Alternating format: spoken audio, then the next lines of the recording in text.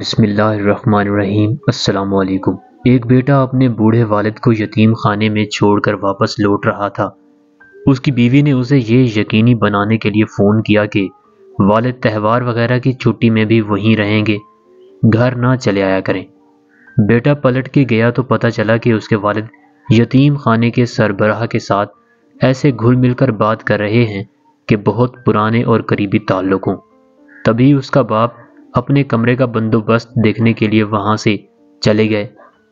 اپنے تجسس کی آگ کو ٹھنڈا کرنے کے لیے بیٹے نے یتیم خانے کے سربراہ سے پوچھ ہی لیا، آپ میرے والد کو کب سے جانتے ہیں؟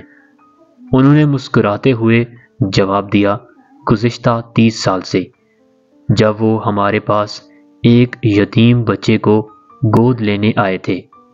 اللہ تمام بیٹوں کو اپنے بوڑھے والدین کا فرمانبردار بنائے، آمین۔